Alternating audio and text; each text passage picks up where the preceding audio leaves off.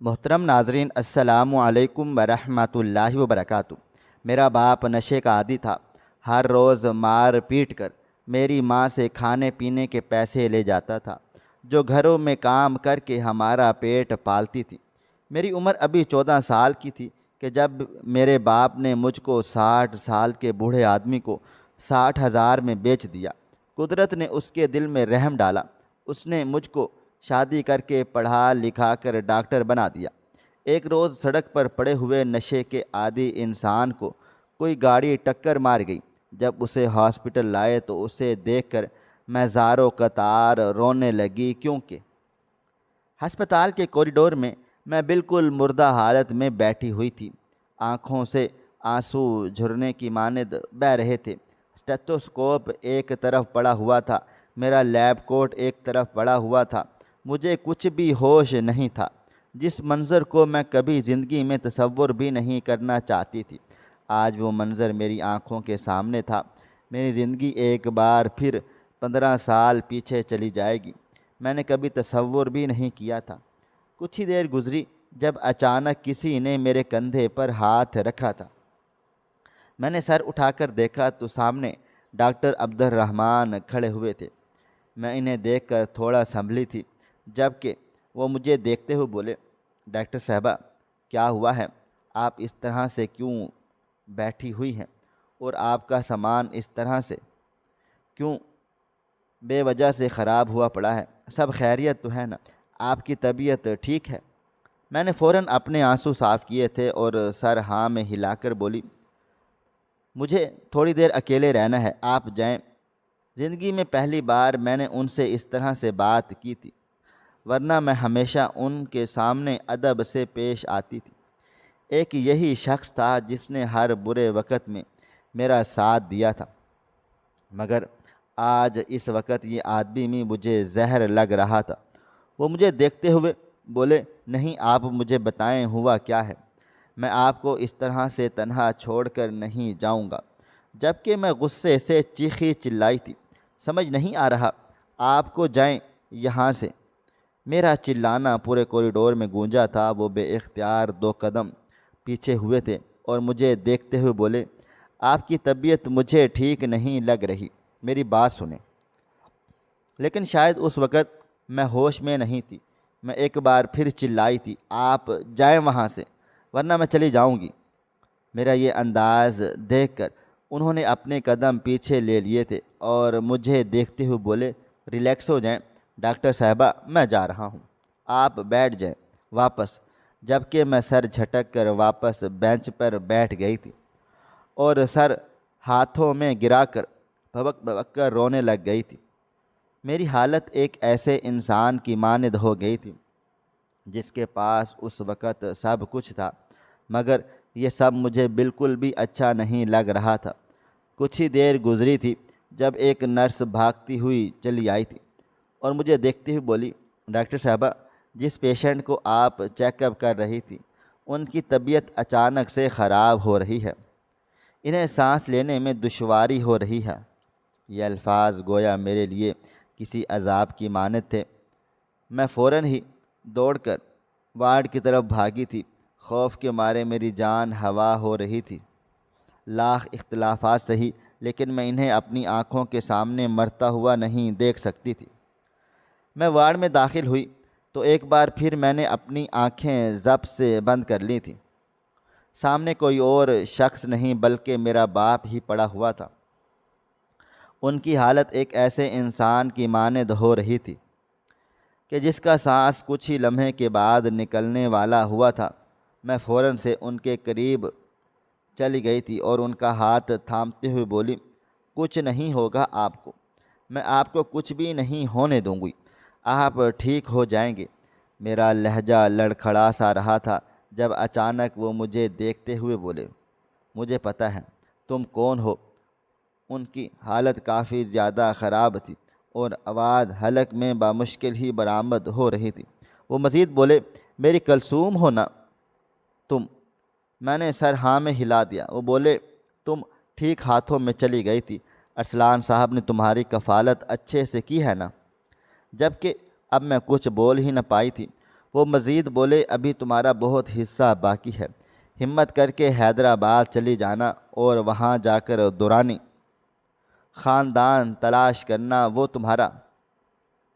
ان کی آواز اب مکمل طور پر بند ہو گئی تھی۔ دھیرے دھیرے ان کا ہچکولے کھاتا جسم وجود ساکت ہو گیا تھا۔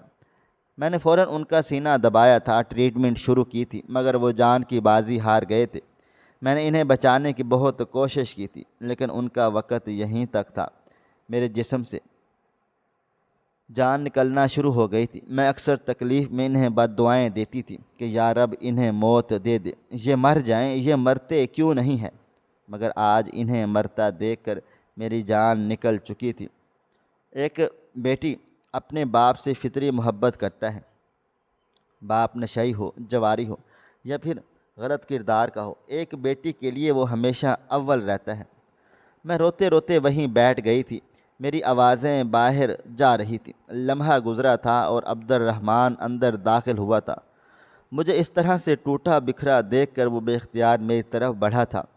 میرا ہاتھ تھامتے ہوئے بولا، کیا ہو گیا ہے ڈاکٹر؟ اب اس طرح سے کیوں برتاؤ کر رہی ہیں؟ یہ رشتہ دار ہیں آپ کے؟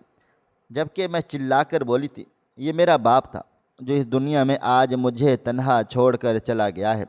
یہ دور تھے لیکن مجھے یقین تھا کہ یہ زندہ سلامت ہیں۔ آج میں نے انہیں اپنے ہاتھوں سے کھو دیا ہے۔ یا اللہ، تو نے ان سے پہلے مجھے کیوں نہیں اٹھایا؟ میں مانتی ہوں یہ بہت برے ہیں، انہوں نے کبھی باپ کا کردار نہیں نبھایا تھا، لیکن یہ میرے باپ تھے، ان کی وجہ سے میں اس وجود میں آئی تھی۔ یا رب، تو نے ایسا کیوں کیا؟ تو انہیں میری آنکھوں کے سامنے لانے سے پہلے مار ڈالتا، تو انہیں میرے سامنے ہی کیوں لایا؟ میری ہچکیاں بلند ہو گئی تھیں۔ ڈاکٹر عبد الرحمن نے مجھے اپنے سینے سے لگا لیا تھا، جبکہ میں اب بھی ان کے قابو میں نہیں آ رہی تھی۔ روتے روتے میں کب بے ہوش ہو گئی تھی مجھے کچھ بھی معلوم نہیں ہوا تھا۔ میری آنکھ تقریباً 1 گھنٹے کے بعد کھل گئی تھی۔ ڈاکٹر عبد الرحمن اور کافی عملہ میرے پاس ہی کھڑے ہوئے تھے۔ ایک نرس میرا ہاتھ تھامتے ہوئے بولی، ڈاکٹر صاحبہ، اس طرح سے حوصلہ ہارنے سے مسئلے کا حل نہیں ہوگا۔ تدفین کرنی ہے، ان کے آگے کی رسومات ادا کرنی ہے۔ آپ ادا کریں گی یا پھر ہم انہیں سرد خانے بھیج دیں؟ جبکہ میں فوراً سے بولی، نہیں نہیں، بابا جان کی آخری رسومات میں اپنے ہاتھوں سے ادا کروں گی، کسی کو کچھ بھی کرنے کی ضرورت نہیں ہے۔ عبد الرحمن، میں دھیمی آواز میں بولی تھی، مجھے بالکل بھی علم نہیں تھا کہ وہ میرے برابر میں ہی کھڑا ہوا ہے۔ وہ فوراً سے جھکا تھا اور میرا ہاتھ تھامتے ہوئے بولا، کیا ہوا ڈاکٹر؟ سب خیریت تو ہے نا؟ میں نے سر کو ہلکی سی جنبش دی تھی اور ان کو دیکھتے ہوئے بولی، فوراً سے تدفین کے انتظامات کروائیں۔ بابا جان کی آخری رسومات میں طریقے سے ادا کرنا چاہتی ہوں۔ میری باتیں سن کر انہوں نے سر کو ہلکی سی جنبش دی تھی اور مجھے خیال رکھنے کی تاکید کر کے چلے گئے تھے۔ میں ایک بار پھر تڑپ کر رو پڑی تھی، جبکہ ایک نرس مجھے اب سنبھالنے لگ گئی تھی کہ اس طرح خود کو ہلکان مت کریں، یہ کوئی طریقہ نہیں ہے، آپ کی طبیعت خراب ہو جائے گی۔ آپ ایک ڈاکٹر ہیں، آپ کو اپنی صحت کا ہر حال میں خیال رکھنا ہے۔ جبکہ میرے پاس کوئی جواب نہیں تھا۔ وقت دھیرے دھیرے گزرتا چلا جا رہا تھا۔ فوراً ہی بابا کی آخری رسومات کا انتظام مکمل کر دیا گیا تھا۔ بابا جان کو سیدھا مسجد لے گئے۔ عبد الرحمن نے اپنی موجودگی میں ہی نماز جنازہ سے لے کر ان کی تدفین کے تمام انتظامات مکمل کروائے تھے۔ ان کو آخری آرام گاہ پر پہنچا کر جب اس نے آ کر مجھے اطلاع دی تو میرا دل پھٹ سا گیا تھا۔ میں اتنی شدت سے روئی تھی کہ عبد الرحمن کی آنکھوں سے بھی آنسو بہہ گئے تھے۔ وہ مجھے اپنے سینے سے لگاتے ہوئے بولا، اس طرح سے ہمت نہ توڑو، کیا ہو گیا ہے آپ کو؟ جبکہ میں تڑپ کر بولی، عبد الرحمن، وہ ایک اچھے باپ نہیں تھے، مجھے معلوم ہے، لیکن وہ میرے بابا تھے، ان کی وجہ سے میں اس وجود میں آئی ہوں۔ ان کو اگر مرنا تھا تو وہ مر جاتے۔ میرے سامنے آ کر انہوں نے دم کیوں توڑا؟ ان کا کہنا تھا کہ میں حیدرآباد جاؤں، وہاں پر کوئی دورانی خاندان کیا بول رہے تھے؟ مجھے کچھ سمجھ نہ آیا، آدھا جملہ ہی وہ مکمل کر پائے تھے اور اس کے بعد ان کی سانسیں تھم سی گئی تھیں۔ میری بات سن کر عبد الرحمن فوراً سے بولا، حیدرآباد میں ایک دورانی خاندان ہے، وہ کافی مشہور خاندان ہے، کہیں تمہارے بابا اس خاندان کی بات تو نہیں کر رہے تھے؟ اس نے کچھ سوچتے ہوئے بولا۔ میں فوراً سے بولی، مجھے نہیں پتہ کون سا دورانی خاندان، ہم تو بہت غریب لوگ تھے، میری زندگی بہت ہی مشکل تھی۔ عبد الرحمن، میں جیسی نظر آتی ہوں میں ویسی بالکل بھی نہیں ہوں۔ وہ چھوٹی آنکھیں کر کے بولا، یہ بات میں کب سے سوچ رہا ہوں۔ ڈاکٹر، آپ کے بابا تو ارسلان صاحب ہیں، یہ شخص آپ کے بابا کیسے؟ عملے میں حیرانگی پھیلی ہوئی ہے۔ اس شخص کی باتیں سن کر میں کچھ بول ہی نہ پائی تھی، بس خاموشی سے ایک نقطے کو گھورے جا رہی تھی۔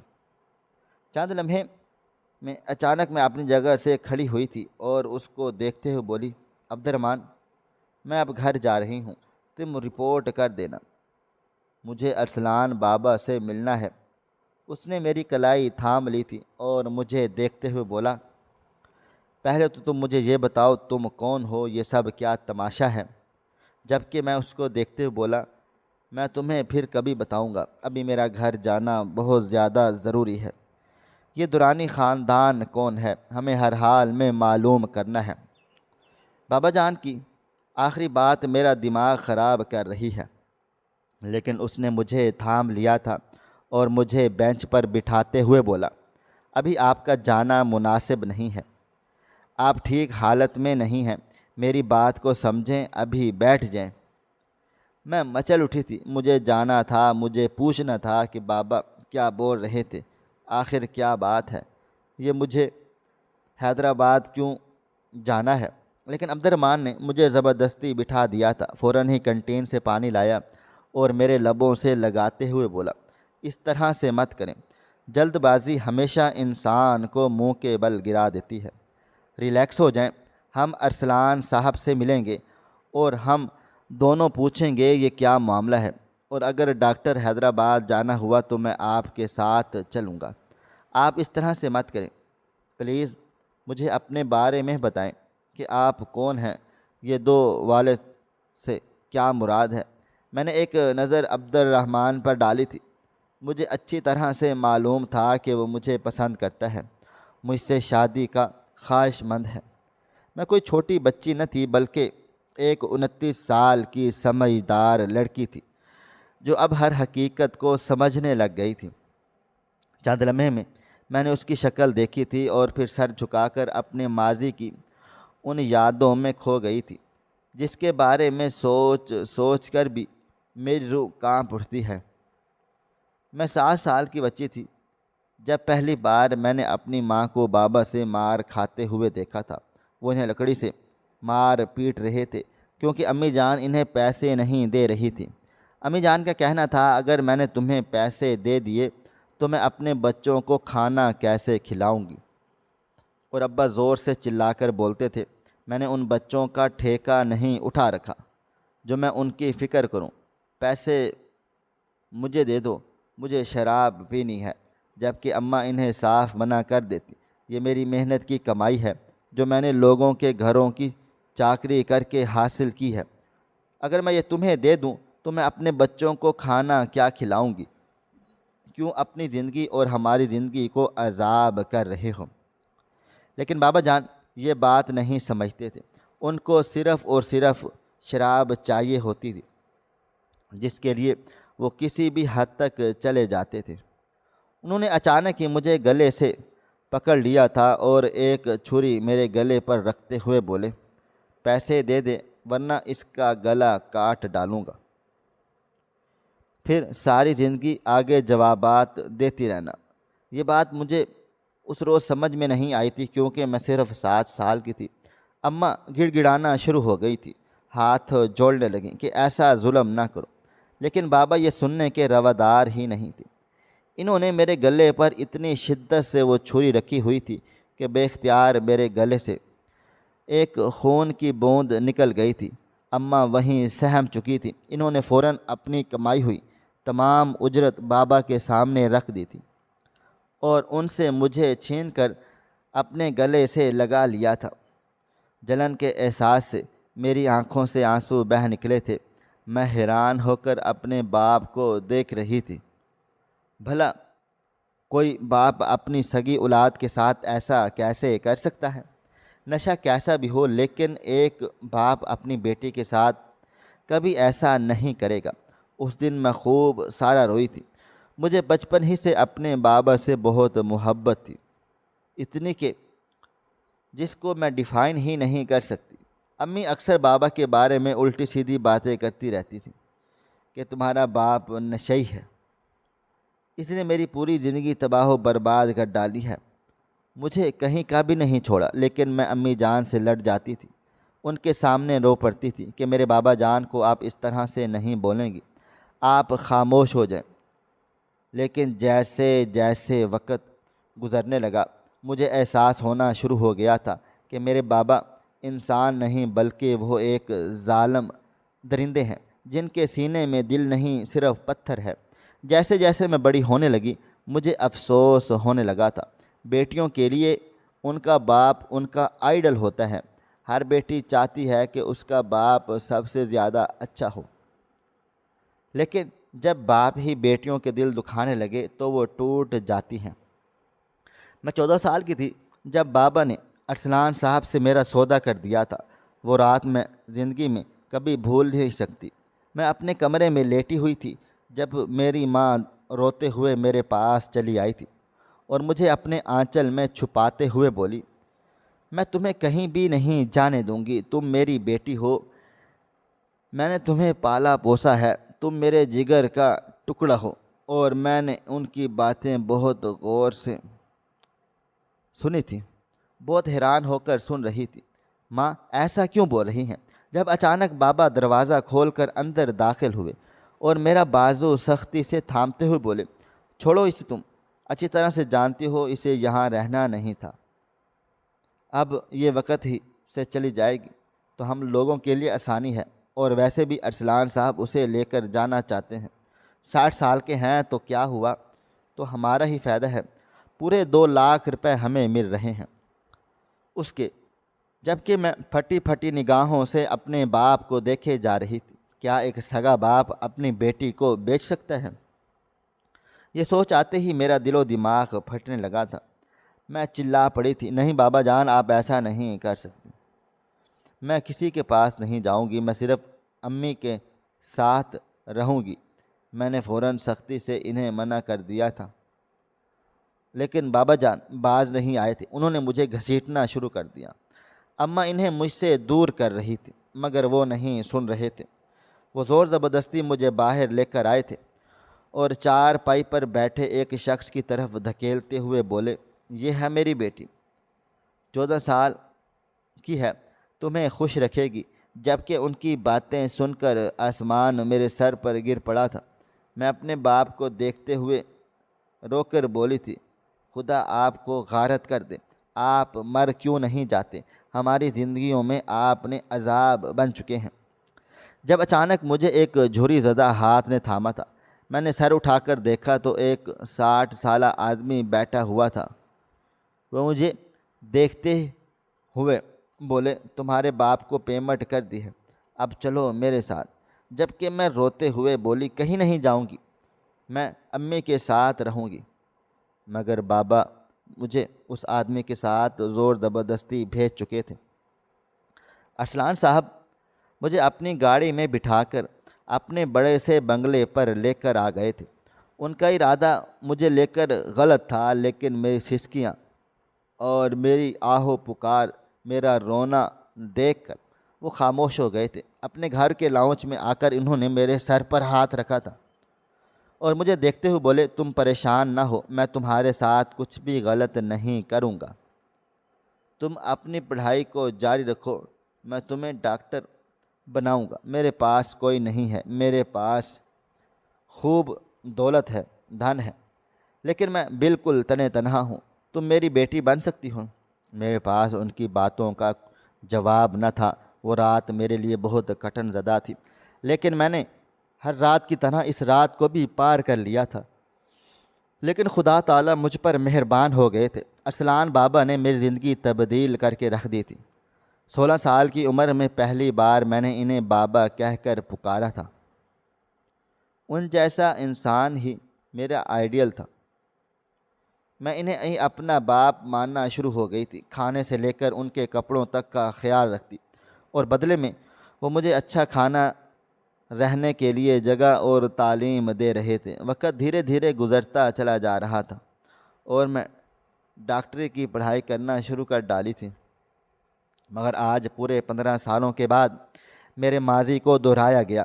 بابا کو ابتر حالت میں ہسپتال لائے۔ ایمرجنسی کیس کا سن کر میں بھاگی دوڑی تھی، لیکن جب میں نے ان کی شکل دیکھی تو میرے ہاتھ پاؤں ٹھنڈے پڑ گئے تھے، کیونکہ وہ کوئی اور نہیں بلکہ میرے بابا تھے۔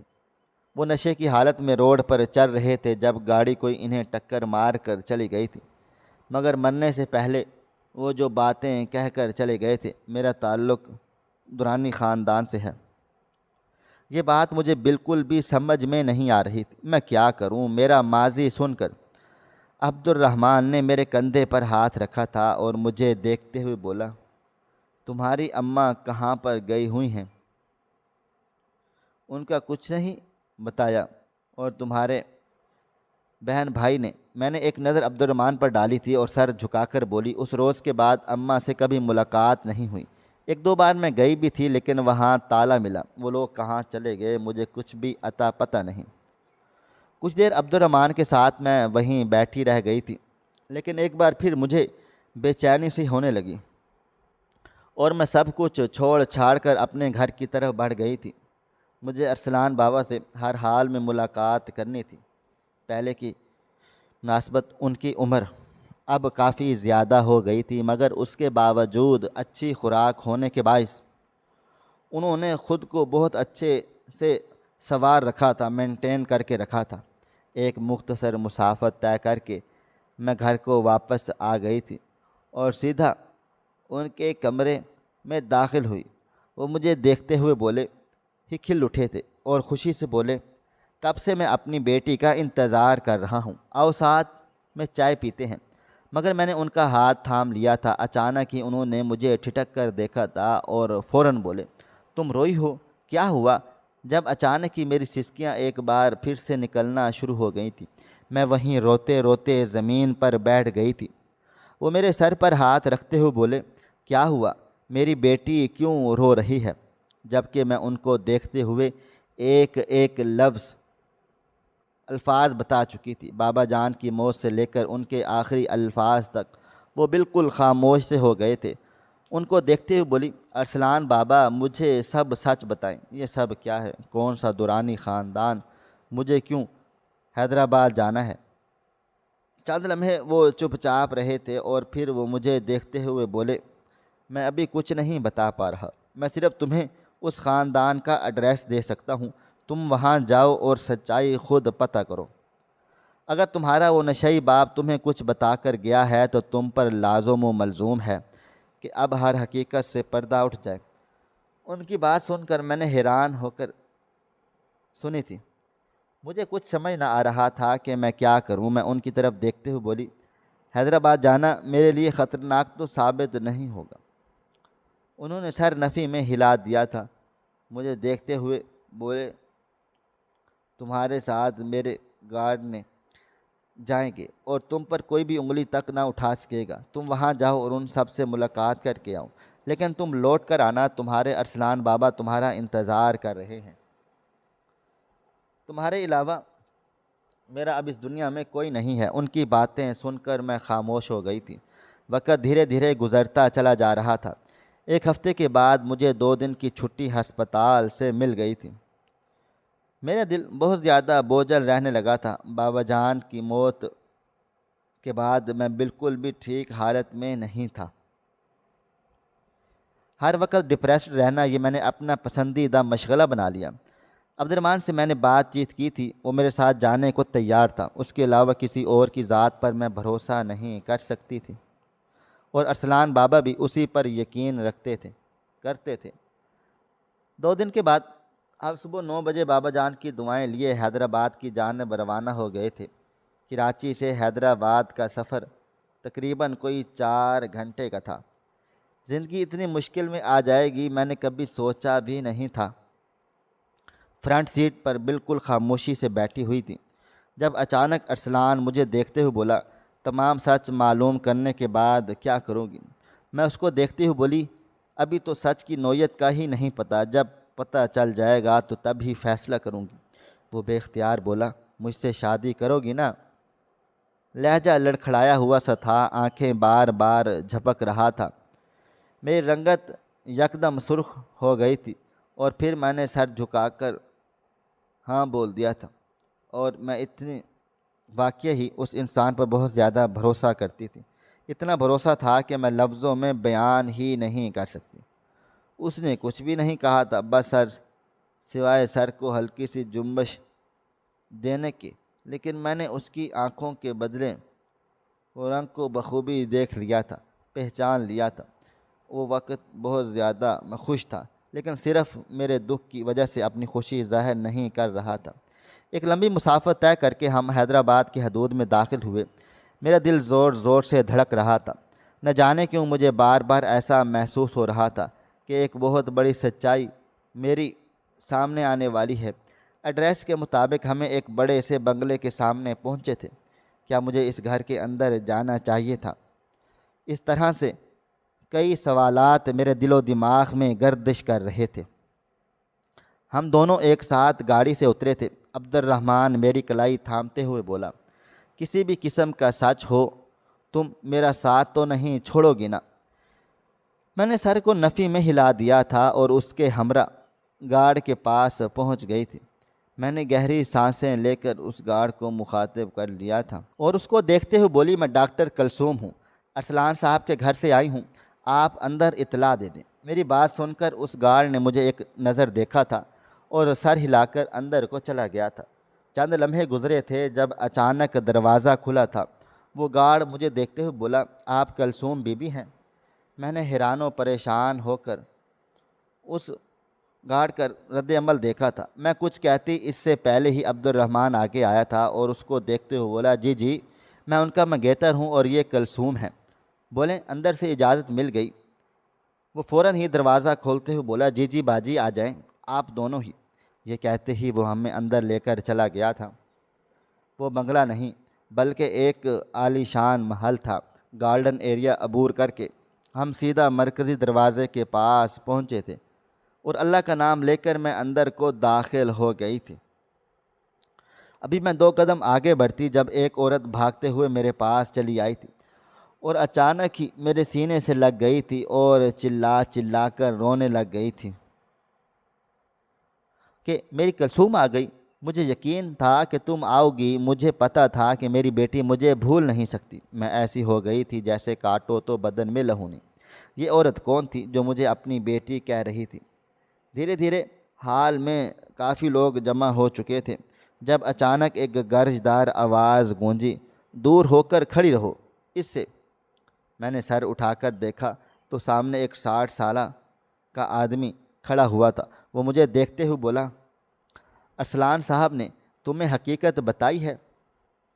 میں نے سر نفی میں ہلا دیا تھا اور ان کو دیکھتے ہوئے بولی، حقیقت مجھے معلوم ہی نہیں ہے۔ مجھے میرے بابا جان نے بتا دیا کہ درانی خاندان سے میرا کوئی تعلق و واسطہ ہے، لیکن کیا تعلق ہے اور کون سے لوگ اس پر آ جاتے ہیں؟ آپ سب بابا نے آخری وقت میں آپ لوگوں کا ذکر کیا تھا کہ تم حیدرآباد جانا، وہاں درانی خاندان ہوگا، ان سے پوچھنا، بس یہیں تک وہ بولے تھے اور ان کی سانسیں نکل گئی تھیں۔ اب آپ مجھے بتائیں کہ آپ سب کون ہیں؟ اور پھر جو حقیقت اس روتی ہوئی عورت نے بتائی تھی، وہ سن کر میں پتھر کا مجسمہ بن گئی تھی۔ اس عورت کا کہنا تھا کہ تم اس خاندان کا خون ہو، تم میری بیٹی ہو، تمہیں میں نے اپنی گود میں 2 سال تک پالا پوسا ہے۔ تمہیں پتہ ہے میں اولاد کے لیے ترستی رہتی تھی، جب تمہارا سگا باپ یعنی ذوالفقار درانی یہ شخص اس نے لا کر تمہیں میری گود میں تھما دیا۔ تمہاری ماں سگی ماں ایک طوائف تھی، اس عورت نے تمہیں پھینک دیا تھا، لیکن اس آدمی کے دل میں رحم آ گیا تھا اور یہ گھر لے کر چلا آیا۔ مگر تمہاری دادی، تمہارے دادا اور یہ اس خاندان کے لوگوں نے تمہیں قبول نہ کیا، کیونکہ تم ایک طوائف کی بیٹی تھی۔ اس کے جسم سے تم نے جنم لیا تھا، میں پتھر کی مورت بن گئی تھی، اس لیے ہم نے تمہارے نشئی باپ، جس کو تم اپنا باپ سمجھتی ہو، اس کے حوالے کر دیا تھا۔ وہ ہمارے گھر کا خاص چوکیدار تھا۔ ہم تمہیں پیسے دینا چاہتے تھے، خاص کر کے میں، لیکن ہمیں سختی سے منع کر دیا تھا۔ لیکن جیسے جیسے تم بڑی ہوتی چلی گئی، ہمیں خبر ملنا شروع ہو گئی تھی کہ سلیم صاحب یعنی کہ تمہارے نشئی بابا تم لوگوں کو بہت تکلیفیں پہنچا رہے ہیں۔ اس لیے ہم نے ارسلان صاحب سے بات چیت کی تھی، جو ذوالفقار درانی کے دوست احباب ہیں۔ تمہاری ذمہ داری ہم نے ان کے سر دے دی تھی۔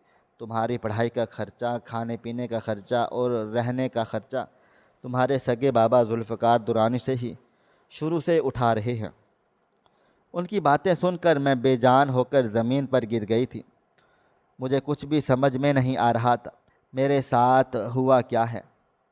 یعنی میں اس روئے زمین پر اتنی بیکار شے تھی کہ جس عورت نے مجھے جنم دیا اس نے مجھے پھینک دیا، جس کی وجہ سے میں اس وجود میں آئی، یعنی کہ میرا سگا باپ، وہ مجھے اپنے زیر سایہ نہیں رکھ سکتا تھا۔ جن کے مجھے سپرد کیا گیا وہ میرے لے پالک ماں باپ تھے۔ ان لوگوں نے مجھے دھتکار دیا اور آخر میں مجھے ایک اجنبی شخص نے پالا پوسا تھا، جس سے میرا کوئی تعلق واسطہ نہ تھا۔ وہ کچھ دیر زمین پر بیٹھی رہ گئی تھی اور پھر جب اچانک عورت نے دوبارہ مجھے اپنے گلے لگانے کی کوشش کی تھی تو میں بے اختیار پیچھے کو ہو گئی تھی۔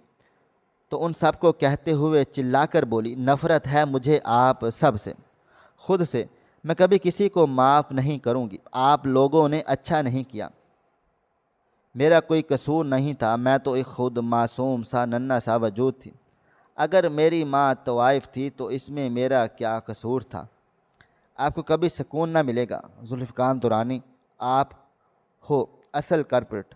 آپ نے میری زندگی تباہ و برباد کی ہے۔ یہ کہہ کر میں ٹھہری نہیں تھی، مجھے پیچھے سے ان کی پکار کی آوازیں آ رہی تھیں، لیکن میں نہیں رکی تھی۔ میں سیدھا عبد الرحمن کے ساتھ گھر لوٹ گئی تھی۔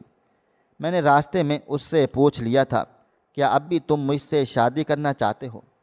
اور اس نے خوش دلی سے کہا تھا، ہاں ہاں میں اب بھی تم سے شادی کرنا چاہتا ہوں، کیونکہ میں تم سے محبت کرتا ہوں۔ اس کی بات سن کر مجھے کچھ تھوڑی بہت راحت مل گئی تھی۔ گھر آ کر میں نے ارسلان بابا کا بہت شکریہ ادا کیا تھا، جبکہ وہ مجھے بار بار ڈانٹ ڈپٹ رہے تھے کہ بیٹیاں باپ کا شکریہ ادا نہیں کر سکتی۔ یہ سب ایک حقیقت تھی جو ایک نہ ایک روز تمہیں پتہ چلنی ہی تھی۔ میں نے 1 ماہ کے بعد ذوالفقار سے عبد الرحمن سے شادی کر لی تھی۔ میری شادی میں ذوالفقار صاحب بطور مہمان میرے والد صاحب شریک ہوئے، کیونکہ نکاح نامے پر ان کا نام درج ہوا تھا، مگر مجھے بالکل بھی خوشی نہیں ہو رہی تھی۔ مجھے ان کے آنے سے اذیت، تکلیف محسوس ہوئی تھی۔ درانی خاندان کا ایک ایک شخص میری شادی میں شریک ہوا تھا۔ میرا نام، میرا مرتبہ میرے سسرال میں بہت اونچا ہو گیا تھا، لیکن یہ سب مجھے صرف اور صرف تکلیف دہ عمل لگ رہے تھے۔ میں نے اپنی زندگی میں ایک بات سیکھی ہے، ہم کہاں پیدا ہو رہے ہیں، ہم کہاں مر رہے ہیں، ہمیں کون پال پوس رہا ہے، یہ سب اللہ تعالیٰ کا نظام قدرت ہے۔ ہم انسان کبھی کوئی پلاننگ نہیں کر سکتے۔ ناظرین، آپ کو ہماری آج کی کہانی کیسی لگی؟ کومنٹ باکس میں اپنی رائے کا اظہار ضرور کریں۔ خواہش صرف اتنی ہے کہ کچھ الفاظ لکھوں جس سے کوئی گمراہی کے راستے پہ جاتے جاتے رک جائے، اور نہ بھی رکے تو سوچ میں ضرور پڑ جائے۔ دوستو، امید کرتا ہوں کہ آپ کو یہ ہماری کہانی پسند آئی ہوگی۔ ہماری آج کی کہانی آپ کو پسند آئی ہو تو اس ویڈیو کو لائک کیجئے گا، کمنٹ کیجئے گا، شیئر کرنا بالکل نہ بھولیں، اور ہاں، اگر آپ لوگ اس چینل پر نئے ہیں تو اس چینل کو سبسکرائب ضرور کریں اور نوٹیفیکیشن کو ضرور دبا دیں تاکہ آنے والی کہانی سب سے پہلے آپ کو مل سکے۔ ملتے ہیں کل ایک نئی اور دلچسپ کہانی کے ساتھ، تب تک مجھے آپ اجازت دیں۔ اللہ حافظ۔